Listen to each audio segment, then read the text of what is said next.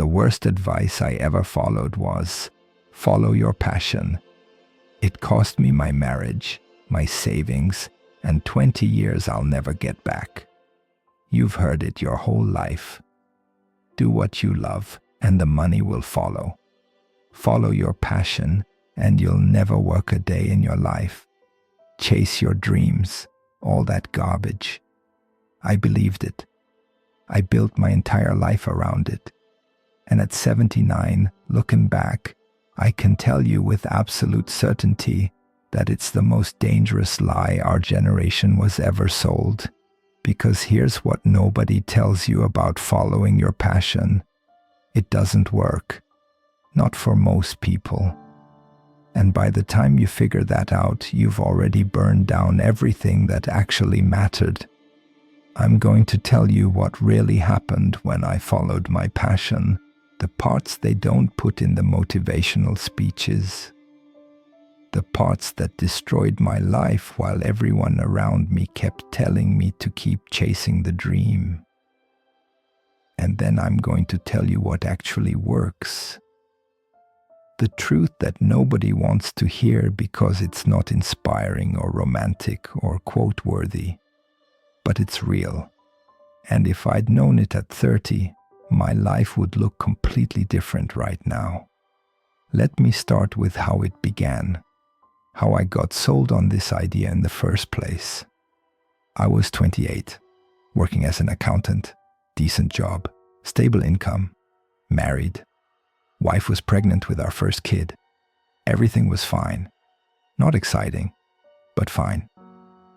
Then I went to a seminar, one of those motivational things my company made us attend. And the speaker said something that hit me like a truck. He said, most of you are living lives of quiet desperation. You're trading your dreams for a paycheck. And one day you're going to wake up old and realize you wasted your one chance at life doing something you hate. That night I couldn't sleep because he was right. I hated accounting. I'd always hated it. I only did it because it was practical. Because it paid well, because it was safe. But what I really loved was photography. I'd been taking pictures since I was a teenager. Black and white film, developing in my basement. It was the only thing that made me feel alive. So I made a decision. I was going to quit my job and become a professional photographer. Follow my passion. Do what I love. My wife thought I was insane. We had a baby coming. We had a mortgage. This was not the time to chase dreams. But I convinced her. I told her the money would follow. That passion always finds a way. That we'd be fine. I quit my job 3 months later. For the first year, it was amazing. I was doing what I loved. Taking pictures all day. Building a portfolio. Meeting with potential clients. I felt free, alive, like I'd finally found my purpose, except I wasn't making any money. I'd booked a few wedding gigs, some family portraits, but it wasn't enough to cover our bills.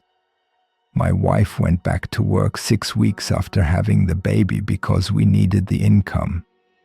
And I was home with our daughter, trying to hustle photography jobs that barely existed. But I kept telling myself it was just a matter of time, that passion always wins in the end, that if I just worked hard enough, believed hard enough, it would all work out. Year 2 was worse. I was getting better at photography, but the market didn't care. There were 1,000 other photographers in our city. Most of them were cheaper than me. Some were better. And the ones getting steady work weren't the most passionate. They were the ones who were best at marketing themselves. I wasn't good at that part. I just wanted to take pictures. But nobody cared about my passion. They cared about price and convenience and whether I could deliver what they needed. My savings were gone. We were living off my wife's income. and I could see the resentment building. She'd come home exhausted from working all day, and I'd be excited to show her my latest photos. She'd look at them for 3 seconds and say, "That's great. Did you pay the electric bill?" Year 3, I was still telling myself I just needed one big break, one gallery show, one viral photo, something that would prove I'd made the right choice. It never came. Instead, my wife left, took our daughter, said she couldn't do this anymore, that she'd supported my dream long enough and it was destroying our family. I was 33, divorced, broke, and I'd followed my passion right off a cliff. But here's the thing, I still didn't give up because I'd invested too much. 3 years of my life, my marriage, my financial security. I couldn't admit it had all been for nothing. So I kept going. I spent the next 15 years trying to make photography work, doing whatever jobs I could get, working retail on the side to pay rent, telling myself I was an artist, that money didn't matter, that I was living authentically. But the truth was, I was miserable, I was lonely, I was poor, and I hated photography by that point because it had taken everything from me and given me nothing back. At 48, I finally admitted defeat. I got a job doing bookkeeping for a small company. Back to numbers. Back to the thing I'd run away from 20 years earlier. And you know what the crazy part is? I was relieved, because following my passion had been exhausting. The constant hustle, the constant disappointment, the constant lying to myself that it was all going to work out. Going back to a normal job felt like finally being able to breathe again. But by then I'd lost everything. My ex-wife had remarried. My daughter barely knew me. I had no savings, no retirement, no house. I was starting over from zero in my late 40s, all because I'd followed my passion. Now here's what I wish someone had told me when I was 28. Here's the truth about passion that nobody wants to say out loud. Passion is not enough.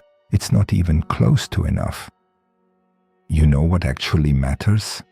3 things, and none of them are passion. First, you need to be good at something people will actually pay for. Not something you love, something the market wants. I loved photography, but the market was oversaturated. There were too many photographers and not enough people willing to pay good money for it. My passion was irrelevant.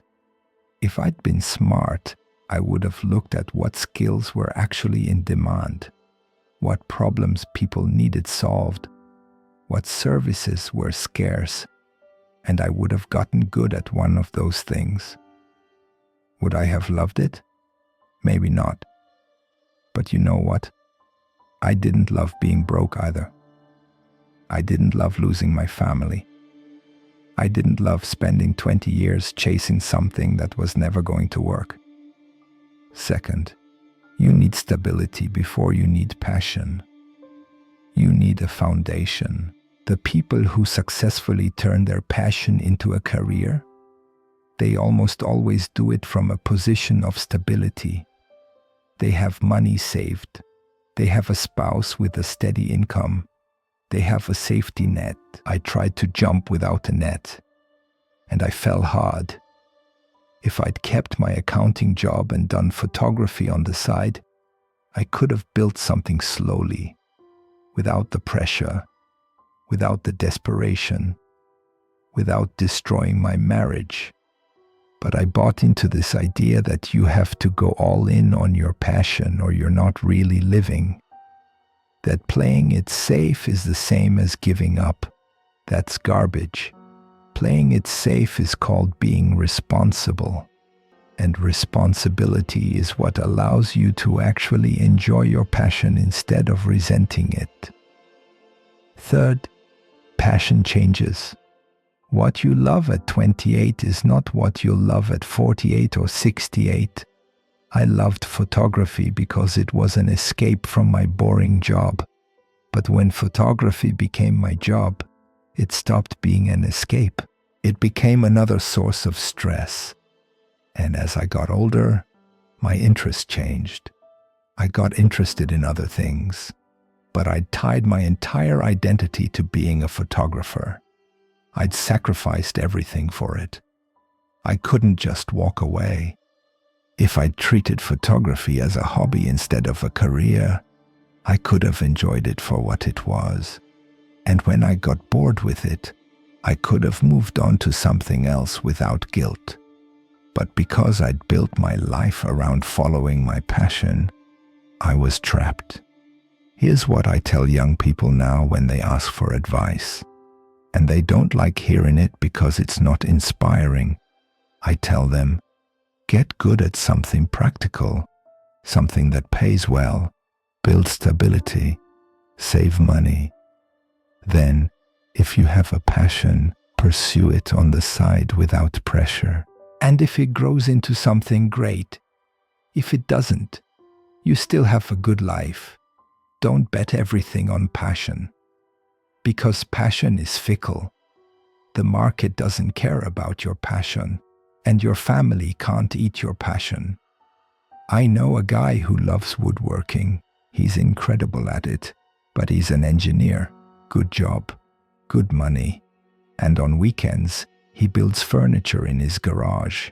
He sells a few pieces here and there, but mostly he does it because he loves it. He's happy. His family is happy. He has money in the bank, and he gets to do what he loves without any pressure. That's the dream. Not quitting your job to follow your passion, but building a stable life that gives you the freedom to enjoy your passion without depending on it. I spent 20 years following my passion, and it gave me nothing but regret. I spent the next 30 years doing practical work and building a modest life. And honestly, those 30 years were better. Less dramatic, less inspiring, but better. Because I had enough money to retire. I have a small apartment. I have hobbies I enjoy without pressure. I reconnected with my daughter a few years ago. We're not close, but we're talking. That's something. And you know what? I still take pictures sometimes. Just for me. No clients, no pressure, no dreams attached to it. And for the first time in my life, I actually enjoy it again. That's what passion should be. Something that adds to your life, not something that defines it. So if you're young and someone's telling you to follow your passion, be very careful. Ask yourself if you can afford to fail. Ask yourself if the market actually wants what you're offering. Ask yourself if you're willing to lose everything on a gamble. Because that's what following your passion really is. A gamble. And most people lose. Build stability first. Follow your passion second. In that order. I learned it the hard way, so you don't have to. Subscribe if you want the truth instead of the fairy tale.